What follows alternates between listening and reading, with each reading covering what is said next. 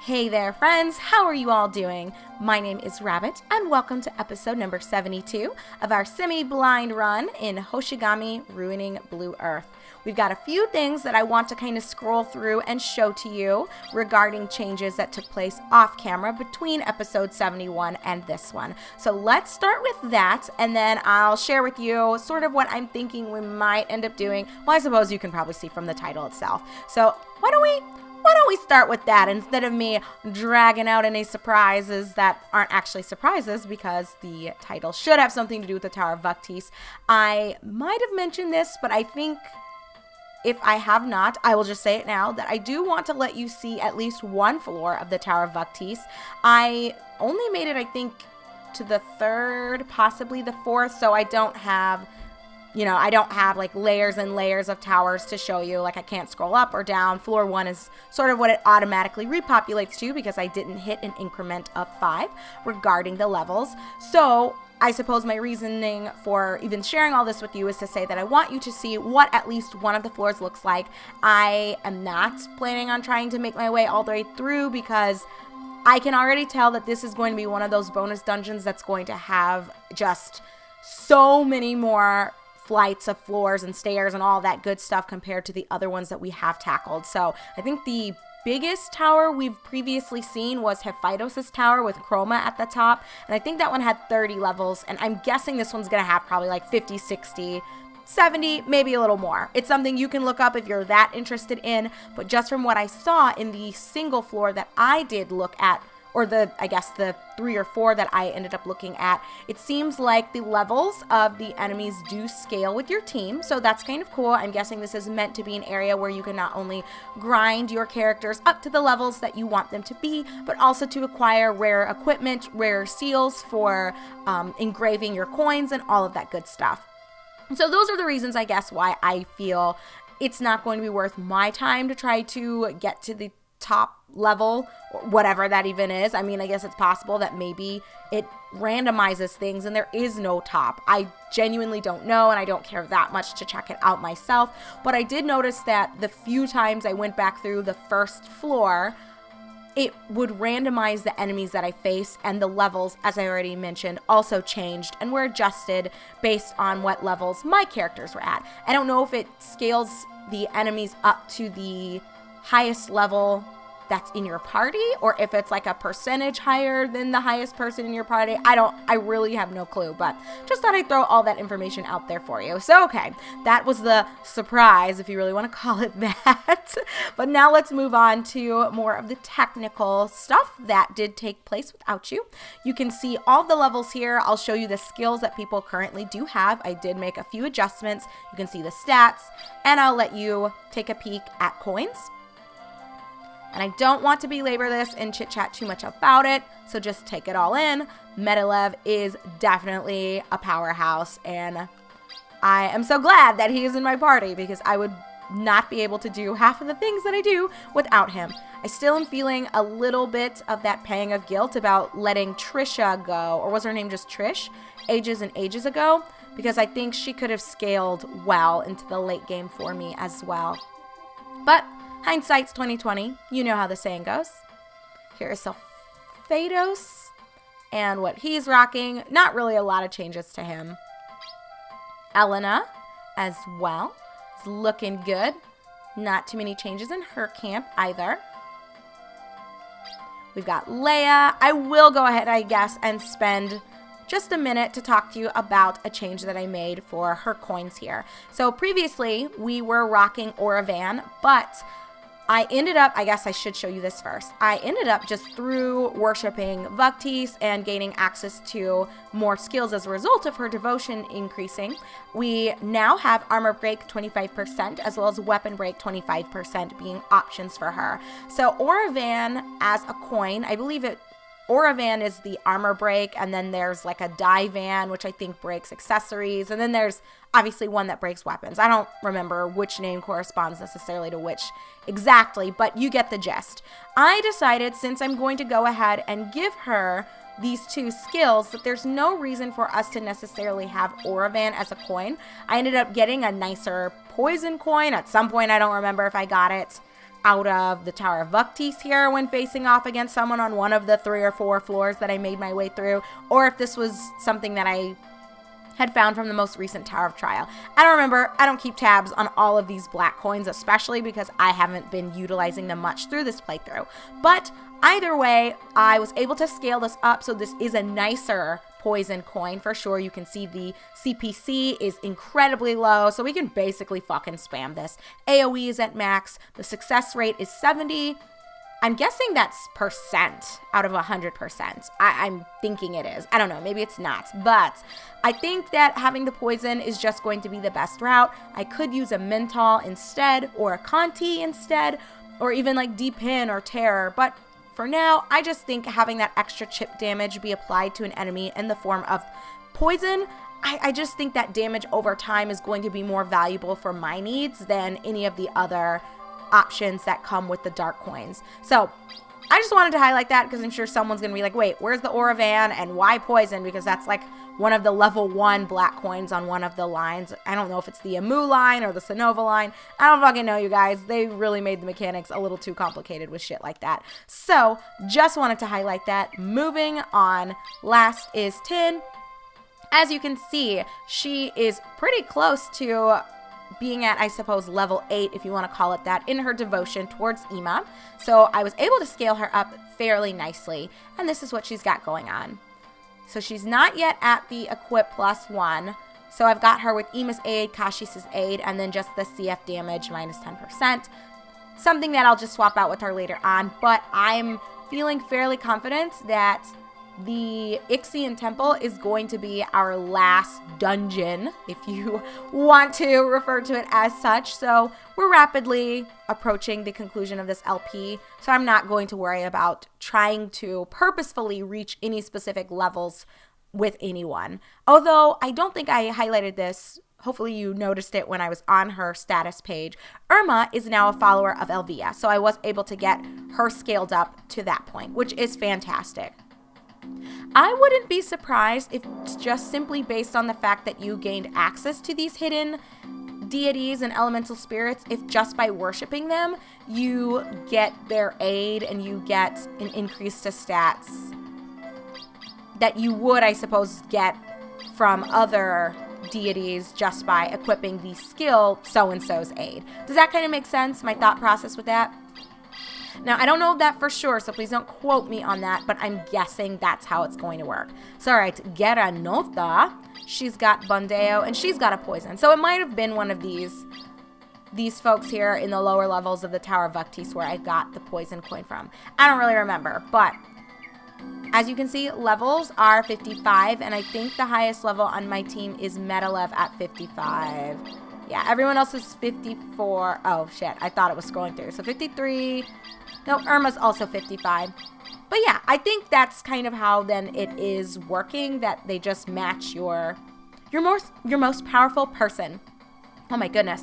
Don't know why that was a tongue twister for me. They match your most powerful person. Not even hard to say, Rabbit. What is going on? It's too early in the morning, I think, is what we're dealing with here. So I'm just going to throw people forward. Let them come to me. That's sort of been my strategy. As was already noted off camera, my objective was not to reach the top of the Tower of Vugtis or even to hit one of the increments of 5. I truly was just here to see what it was like.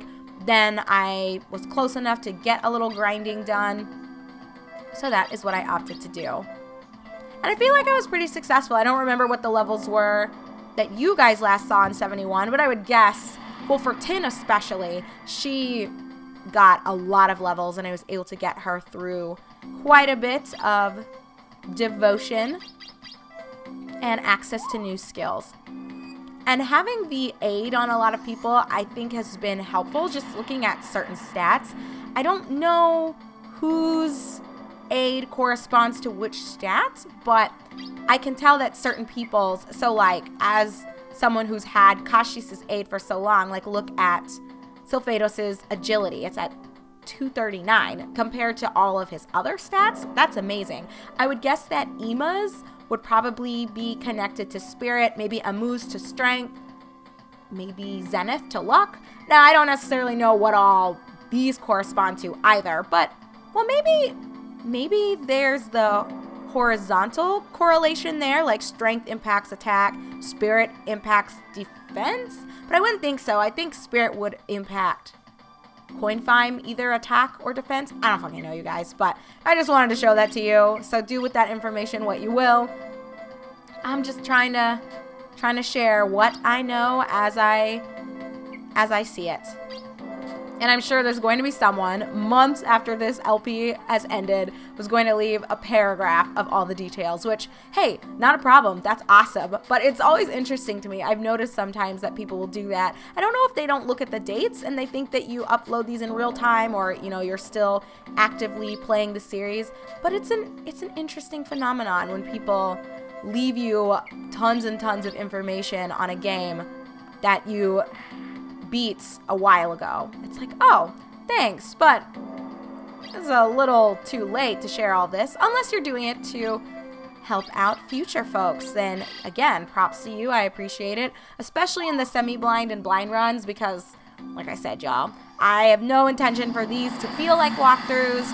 And when I'm trying to play something blindly or semi-blindly, I don't like spoiling certain events for myself. Like, there are some things, that I don't mind looking up. Like, if, let's say, there was a boss that we faced off against and I kept dying, I don't have a problem checking like a tutorial or something to see what is the most efficient way of tackling this enemy, or how much HP does he have I been getting close? Those sorts of things I don't mind, but I don't want to look up strategies for everything before trying to tackle it myself.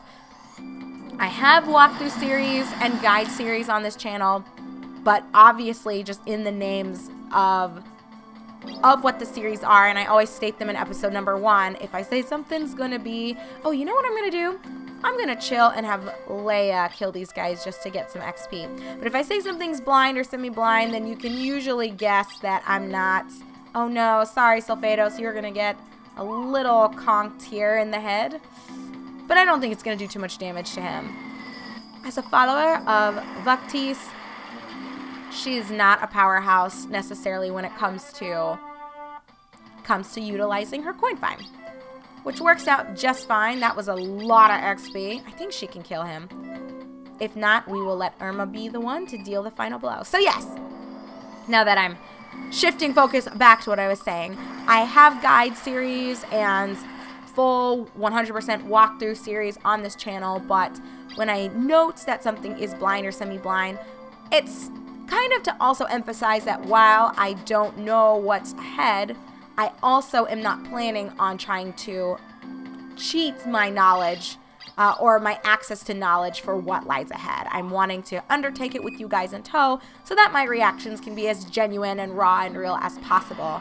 I don't know, maybe it's just more of a personal preference, but I don't particularly enjoy watching series by people where their responses to things feel calculated and feel like, I don't know, it seems disingenuous, and the lack of authenticity, it's just off-putting for me. I know other people, they don't really care as long as they're being entertained and the person's making funny jokes or is good looking or has their tits out, whatever. Like, that's what you care and value in a Let's Player or a media personality, but that's not what I value. So obviously what I look for in others, that's kind of how I measure myself and my standards for myself. So I like to be pretty transparent with you guys. That has been an ongoing theme with me ever since I started uploading to YouTube, in whatever capacity that was.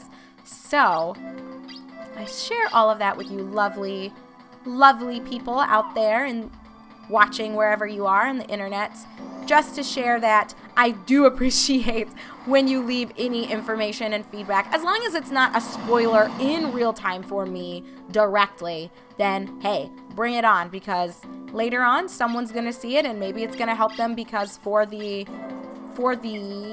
blind / semi-blind experiences, I won't have the answers for them because I don't want to look them up, and maybe others are too lazy to look them up, or the answer's not out there. And if you have the answer, by all means, share your knowledge. But one thing that does irk me so incredibly much, friends, is when people will intentionally spoil things for folks. I don't know why that's a thing. I really don't. I've heard horror stories and, you know, it's a bit of an exaggeration to call it a horror story, but I've heard some very disconcerting things from people before about like popular movies on opening day, or, you know, if you go the day after, that sometimes there will be people that literally just stand outside of the cinema to shout what the end of the movie is going to be or who dies. And like, that's not something that I've ever experienced. I don't really go to the cinema. I'm not a person who loves movies that much. The primary types of media that I enjoy consuming the most include, I guess it would include video games. That's probably number one. And then I like reading. And listening to music is probably the other big one for me. But I don't like going to the movies. And I think with access to things like Netflix or even just using Redbox, I don't get anything out of the experience of going to an actual cinema. So if there's something I really want to see, I'm fine waiting for it to come to Netflix or to Hulu or Redbox, and that's enough for me. That is more than enough for me. But I think that's so shitty and crazy that there are people that have in the past just stood outside of theaters just to spoil a popular movie for someone else. And it's like, why? Like, what do you gain from doing this, you asshole? Yeah, it is interesting. People never cease to blow my mind with their shittiness and the things that they do for laughs. I'm guessing it's for laughs, right? Or to troll? You just want to annoy other people? I mean, I don't know. I guess not to at all say that I see it from the perspective of the trolls, but maybe their thought process is that people shouldn't be so engaged in media that hearing how something ends ruins your day. And I guess that's a way of looking at it, but I still feel like people like what they like, and it's not up to you to police that. And it's certainly not up to you to take it into your hands to fuck someone's day up by spoiling something that they might have been looking forward to for weeks and weeks and months and months. I don't know. I wish people just weren't so fucking shitty to each other, I guess is the moral of my story. Like, come on, guys, just be kind. As kind as possible. Like, we all have our days where we're going to be assholes, but just try a little harder. Like, that is something that you have to actively go out of your way to do, to tell someone how a book ends or how a movie ends. And what do you even gain from that? Like, are you really gaining that much? I don't know. I don't see why someone thinks that that's a good thing to do, but, you know, I suppose at the end of the day, I don't really have a horse in that race, but I do care about people being kind to each other. And so I guess that's kind of what it comes down to for me. Like, just be respectful of one another. So same thing, you know, I got kind of off on a tangent about movies, but obviously I think this does apply to books as well. If there's like a big opening day for some book that's coming out, you're at the library waiting for the signing or whatever promotional event is going on revolving around that. Like, yeah, that's nuts to think that somebody would intentionally come forward and just spoil the goods for folks. Just why? So, with all that being said, and thinking in terms of this channel, I do appreciate that for the most part, and I might have shared this with you guys in the past. I haven't really had people go out of their way to try to be shitty regarding spoilers on my blind and semi-blind runs. Like, sometimes I think people mean well and they just get a little too carried away and overly enthusiastic about what you could be doing more efficiently or about something that you missed. But it's just still like, you know, just tread carefully. Don't ruin the experience for me. Don't ruin the experience for others. I guess I don't mind as much if you go out of your way to try to ruin it for me because, you know, I don't lose sleep over things like that. It's not that big of a deal to me. I think it's so easy. And I know I've shared this before with you guys as well, that I think it's a little sad sometimes how people are so crazy that they'll go out of their way to try to fuck with someone. But I also think it's odd to me that people can't separate other folks' actions towards them. Like, yes, it can annoy you and it can bother you, but someone else's shittiness is a reflection of them, not you. And if someone is taking the time and actively plotting how they can piss you off, just don't let it piss you off, because that's the reaction that they're wanting. I've just found that I feel like I have the upper hand when I'm just like, you know what? It's so easy to block you and I really don't care. I've got a happy life. I have a successful career. I've got a wonderful husband. Like, your shitty anonymous attempt to make me frustrated over a video game, it's just not, like, I know you probably live in a basement, or you're sad because you're single, or you're sad because life didn't turn out how you wanted it to, and for that I actually feel sorry for you. Like, so if it helps someone cope with their shitty life or their shitty day to try to make my day worse, like, I still think it's crappy, and I hope that this person can grow and learn to be a better human being just for their own sake, as well as, the sake of those around them. But, I'm happy to take that on myself because it doesn't affect me that much. And I don't know why I'm this way. I don't know if it's one of those things that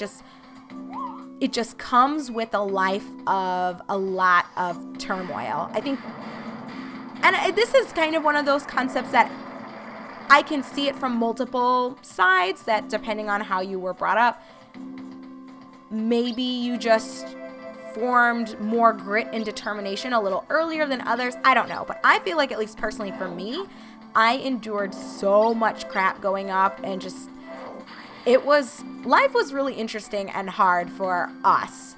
And I think just because of that, it gave me a lot of perspective to where I really don't feel moved in a negative way by people, like, almost at all. I think I do a really good job of being able to separate people's words/actions from their intentions. So if someone is saying something to offend me, and I can see that they're purposely trying to offend me or hurt my feelings, like, it's easy for me to just be like, you're a crappy person, and yes, this does hurt my feelings to an extent, and it's disappointing, but I'm not going to worry about it because, one, are you even someone whose opinion of me matters? Like, am I going to be talking to you a year from now? Am I even going to be talking to you 30 days from now?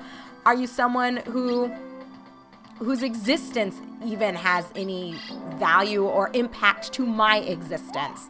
I mean, you need to think about things like that. And honestly, if the answer is no to any of those, then I think, just compartmentalize it. Put it in your back pocket and say, this person's maybe not necessarily a shitty person. Maybe they're just having a shitty day, or they are going through a shitty season of life. And yeah, that's not good. And that person should be held accountable for being pieces of shit and being incapable of being an adult and an empathetic human being.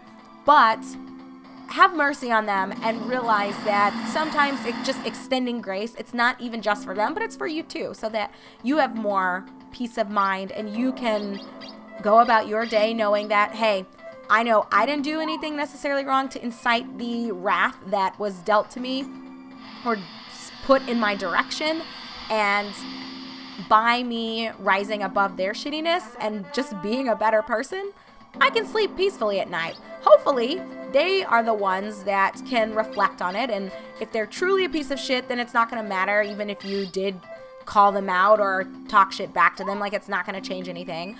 But there is a chance that there is some level of humanity still in them, and by you being a better person, they can reflect on that, even if it's not actively. Because some people are so defensive that even if they know what they did was fucked up and wrong, they will never, ever, ever apologize for it. But, which I still think that's shitty, by the way. I think people should be able to say sorry more often. However, I think what is kind of nice for me is thinking about the fact that even if someone doesn't come forward and apologize to me, I know that they know, or I hope that they know, I was the better person in the situation. And I just to model that for other people is so huge to me, because I know I'm not perfect, and I was fortunate that in spite of having an abusive mother, my father modeled a lot of wonderful traits and qualities for me. And some people had no good parents, or they had great parents but maybe bad friends, or maybe whatever, they're plagued by something else that just makes them absolute trash and garbage. I don't know. But maybe what it's going to take is someone not related to them, removed from whatever the situation is that has made them so broken and so upset, and you being that person to model whatever behavior it is that you hold yourself to the standard of being like and achieving. So I don't know, maybe I'm getting a little too philosophical about it, and maybe it really is just as simple as some people are fucking trash and you just gotta block them and move on and try not to let it ruin your day. And that probably, to be fair, that probably is the answer. But I like to think that by being kind and by extending grace and showing mercy to people who are undeserving of it, that you can help create another person who can do the same thing for someone else. I don't know, I think it's just a chain reaction, and I strongly believe if more people took the time to just think not only about the things that they do, but why other people do the things that they do, and how you can help not only, I guess, change the path and the course that you're on, but maybe their course as well. I just think in general, people would be able to have so much more of an impact. And for some people, maybe they don't want to have an impact. That's not a goal of theirs. They don't give a fuck. They're just trying to chill. They're just trying to go through life and make it to the grave in one piece, maybe. I don't know. I really don't know why some people like being pieces of shit. I think that would be a horrible way to live your life, to just always be in distress and to not be able to trust anyone because you know what you're capable of doing. So you always suspect that others are that way as well. That to me seems like a horrendous way to live one's life. But maybe they're just immature and they need more time to grow into thoughtfulness. And maybe you just being chill and giving them that grace is going to be what makes the difference and seals the deal. Okay, you know what? I'm not going to do that and put her over just to try to get off an extra. Ooh, I don't know. Maybe if I move it here, can I get? Okay, not quite. If I put it here, oh my God, I don't know if there's gonna be a way. There's probably not, so I need to not worry too much about it. I feel like if I move it down one and over one, that looks like it should work. Or am I just blind? No, I guess it's not, because then it's going to hit Faz. All right, whatever. Maybe there is a way to make that work, but I don't really care. So yes, anyway, philosophical rabbit aside and all those thoughts and feels, I guess, yeah, spoilers. That's what I was talking about. I don't appreciate it when people leave spoilers, but I've got it set to where I have to preview and approve everything before it goes live on the channel anyway, just so that I can spare other people from spoilers on my blind or semi-blind series. So it doesn't really affect me.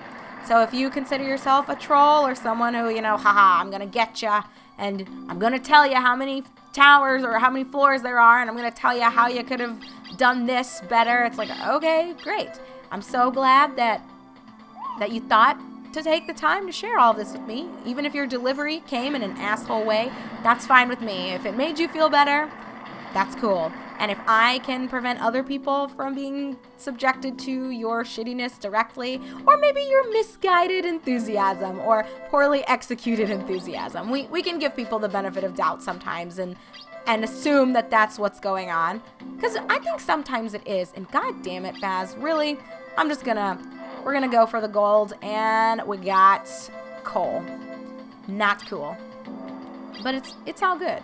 What is this bitch? She is a worshiper of Ima. I think I don't have it, but I'm pretty sure for Ima, I think Sonova trumps Ima, but I don't have Balunga. So no hard feelings here. Ooh, I actually can go down one, and I should be able to get both of them.